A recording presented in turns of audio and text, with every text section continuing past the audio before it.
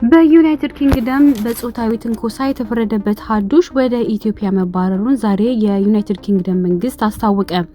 ዩናይትድ ኪንግደም ውስጥ በፈጸመው ጾታዊ ትንኮሳ የተፈረደበትና በስህተት ተለቆ የነበረው ሀዱሽ ገብረስላሴ ቅባቱ ወደ ኢትዮጵያ መባረሩ ዛሬ ተገልጿል።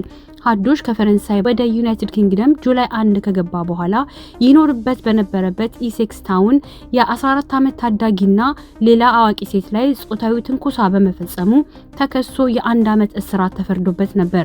ባለፈው ሳምንት አርብ ዕለት በስህተት ከእስር ቤት ከተለቀቀ በኋላ ለ2 ቀናት ሲፈለግ ቆይቶ በሰሜን ለንደን ፌንሲበሪ በሚባል መናፈሻ ውስጥ ተይዞ ወደ ማረሚያ ቤት ተመልሶ ነበር። ዛሬ የዩናይትድ ኪንግደም ጠቅላይ ሚኒስትርን ጨምሮ በአገሪቱ ከፍተኛ ባለስልጣናትና በተቃዋሚዎች መካከል ውዝግብ የፈጠረውን ይህንን ግለሰብ ወደ ኢትዮጵያ ማባረሩን ገልጿል። ማክሰኞ ዕለት ማታ ወደ ኢትዮጵያ በሚጓዝ አውሮፕላን መሳፈሩንና ረቡዕ ዕለት ማለዳ ኢትዮጵያ መድረሱን የዩናይትድ ኪንግደም መንግስት አስታውቋል። የሀገር ውስጥ ጉዳይ ሚኒስትር የሆኑት ሻባና ማህሙድ ባለፈው ሳምንት የተከሰተው በድጋሚ መሆን የሌለበት ጉዳይ ነው።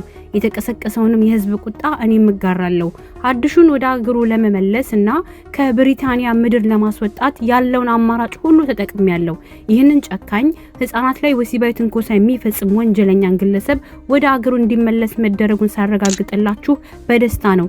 በዚህም የተነሳ ጎዳናዎቻችን ደህንነታቸው የተጠበቀ ሆኗል ሲሉ አክለዋል። ሀዱሽ ወደ ዩናይትድ ኪንግደም ዳግመኛ እንዳይመለስ በሚል ከሀገር መባረሩን የሀገር ውስጥ ጉዳይ ሚኒስትሯ ተናግረዋል።